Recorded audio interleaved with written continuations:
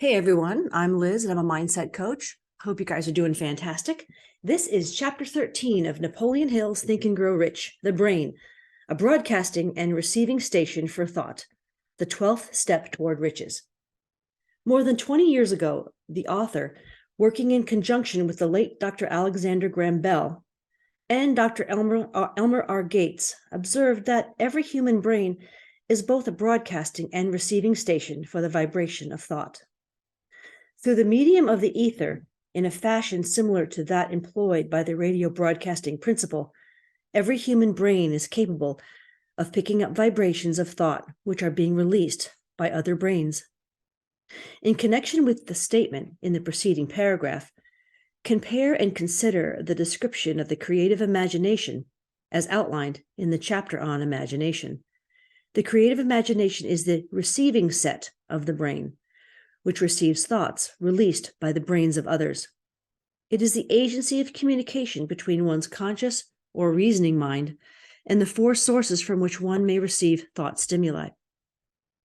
When stimulated or stepped up to a high rate of vibration, the mind becomes more receptive to the vibration of thought, which reaches it through the ether from outside sources. This stepping up process takes place through the positive emotions or the negative emotions. Through the emotions, the vibration of thought may be increased. Vibrations of an exceedingly high rate are the only vibrations picked up and carried by the ether from one brain to another. Thought is energy traveling at an exceedingly high rate of vibration. Thought, which has been modified or stepped up by any of the major emotions, vibrates at a much higher rate than ordinary thought, and it is this type of thought which passes from one brain to another through the broadcasting machinery of the human brain. The emotion of sex stands at the head of the list of human emotions, as far as intensity and driving force are concerned. The brain which has been stimulated by the emotion of sex vibrates at a much more rapid rate than it does when that emotion is quiescent or absent. The result of sex transmutation is the increase of the rate of vibration of thoughts to such a pitch that the creative imagination becomes highly receptive to ideas, which it picks up from the ether.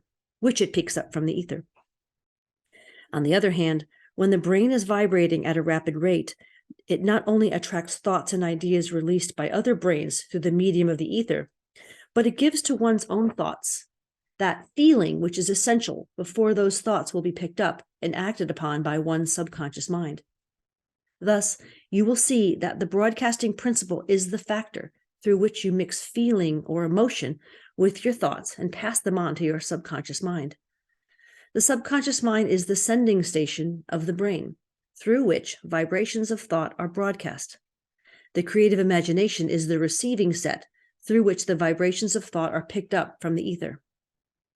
Along with the important factors of the subconscious mind and the faculty of creative imagination, which constitute the sending and receiving sets of your mental broadcasting machinery, consider now the principle of autosuggestion, which is the medium by which you may put into operation your broadcasting station. Through the instructions described in the chapter on autosuggestion, you are definitely informed of the method by which desire may be transmuted into its monetary equivalent. Operation of your mental broadcasting station is a comparatively simple procedure.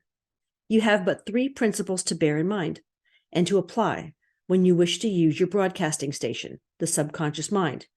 When you wish to use your broadcasting station, number 1, the subconscious mind, 2, creative imagination, and 3, autosuggestion. The stimuli through which you put these three principles into action have been described. The procedure begins with desire. Greatest forces are intangible. The Depression brought the world to the very borderline of understanding of the forces which are intangible and unseen. Through the ages which have passed, man has depended too much upon his physical senses and has limited his knowledge to physical things which he could see, touch, weigh, and measure. We are now entering the most marvelous of all ages, an age which will teach us something of the intangible forces of the world about us. Perhaps we shall learn, as we pass through this age, that the other self is more powerful than the physical self we see when we look into a mirror. Sometimes people speak lightly of the intangibles, the things which they cannot perceive through any of their five senses. And when we hear them, it should remind us that all of us are controlled by forces which are unseen and intangible. The whole of mankind has not the power to cope with, nor to control the intangible force wrapped up in the rolling waves of the oceans. Man has not the capacity to understand the intangible force of gravity, which keeps this little earth suspended in midair and keeps man from falling from it, much less the power to control that force. Man is entirely subservient to the intangible force which comes with a thunderstorm, and he is just as helpless in the presence of the intangible force of electricity. Nay, we do not even know what electricity is, where it comes from, or what its purpose is. Nor is this by any means the ends of people's ignorance in connection with things unseen and intangible. We do not understand the intangible force and intelligence wrapped up in the soil of the earth, the force which provides us with every morsel of food we eat, every article of clothing we wear, and every dollar we carry in our pockets. The dramatic story of the brain. Last but not least, with all of his boasted culture and education, understands little or nothing of the intangible force, the greatest of all the intangibles, of thought, the intangible force of thought. We know but little concerning the physical brain and its vast network of intricate machinery through which the power of thought is translated into its material equivalent, but we are now entering an age which shall yield enlightenment on the subject. Already people of science have begun to turn their attention to the study of this stupendous thing called a brain, and while they are still in the kindergarten stage of their studies, they have uncovered enough knowledge to know that the central switchboard of the human brain, the number of lines which connect the brain cells one with another, equal the figure 1 followed by 15 million ciphers. The figure is so stupendous, said Dr. C. Judson Herrick of the University of Chicago, that astronomical figures dealing with hundreds of millions of light years become insignificant by comparison. It has been determined that there are from 10 trillion to 14 trillion nerve cells in the human cerebral cortex, and we know that these are arranged in definite patterns. These arrangements are not haphazard. They are orderly. Recently developed methods of electrophysiology draw off action currents from very precisely located cells, or fibers, with microelectrodes, amplify them with radio tubes, and record potential differences to a millionth of a volt. It is conceivable that such a network of intricate machinery should be in existence for the sole purpose of carrying out on the physical functions incidental to growth and maintenance of the physical body. Is it not likely that the same system which gives billions of brain cells the media for communication one with another provides also the means of communication with other intangible forces? I think those numbers are billions. Yeah, there's 10 to 14 billion. It's just early in the morning, and that's a lot of zeros. After this book had been written, just before the manuscript went to the publisher, there appeared in the New York Times an editorial showing that at least one great university and one intelligent investigator in the field of mental phenomena are carrying on an organized research through which conclusions have been reached that parallel many of those described in this and the following chapter. The editorial briefly analyzed the work carried on by Dr. Rhine and his associates at Duke University. In other words, what is telepathy? Quote, a month ago, we cited on this page some of the remarkable results achieved by Professor Rhine and his associates in Duke University for more than 100,000 tests to determine the existence of telepathy and clairvoyance. These results were summarized in the first two articles in Harper Magazine.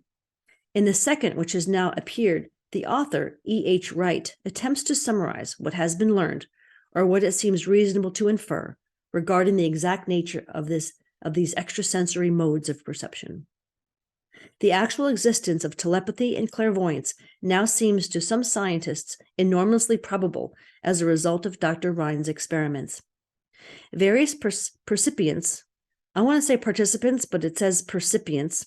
Various participants were asked to name as many cards in a special pack as they could without looking at them and without sensory access to them.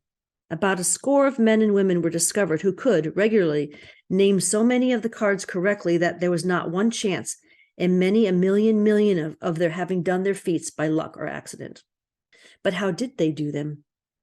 These powers, assuming that they exist, do not seem to be sensory. There is no known organ for them. The experiments worked just as well at distances of several hundred miles as they did in the same room. These facts also dispose, in Mr. Wright's opinion, of the attempt to explain telepathy or clairvoyance through any physical theory of radiation. All known forms of radiant energy decline inversely as the square of the distance traversed. Remember, we learned that in high school, the inverse square. Any radiant force, electromagnetism, reduces declines inversely as the square of the distance traversed. Telepathy and clairvoyance do not, but they do vary through physical causes as our other mental powers do.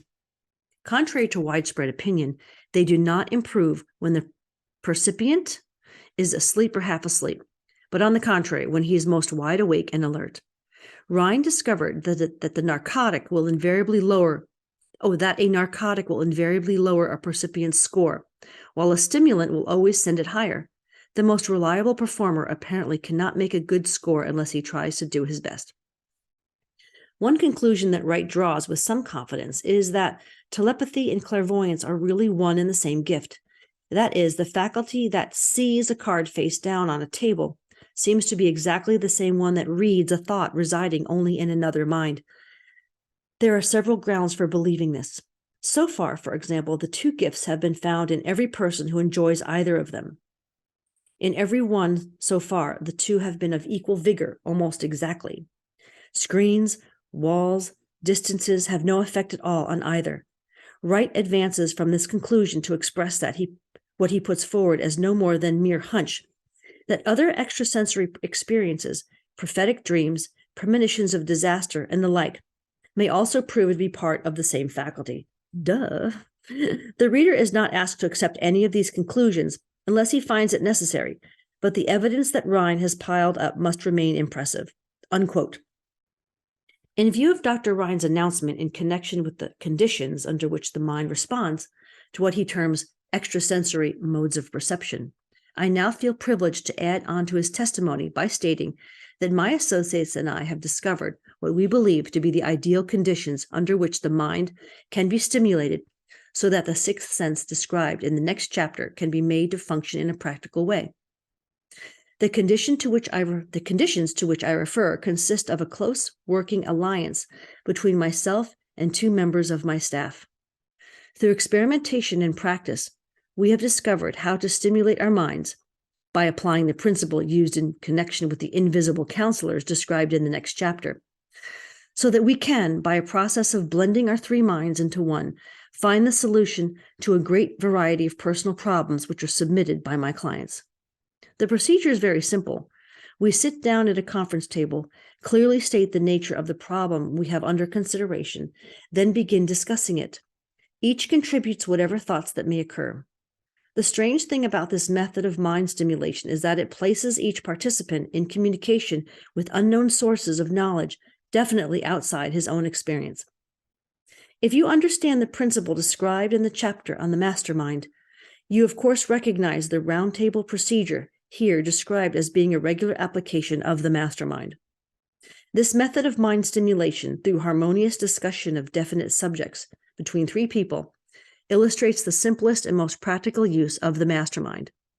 By adopting and following a similar plan, any student of this philosophy may come into possession of the famous Carnegie formula briefly described in the introduction. If it means nothing to you at this time, mark this page and read it again after you have finished the last chapter. The depression was a blessing in disguise. It reduced the whole world to a new starting point that gives everyone a new opportunity. I submit to you folks now that the current financial situation is another blessing in disguise. It is reducing the whole world to a new starting point that gives everyone a new opportunity. Hence why I'm reading this book out loud for you. Blessings. If you want to reach out to me, you can reach out to me at intuitiveconsulting, all one word, @protonmail.com. Intuitiveconsulting @protonmail.com. Take care.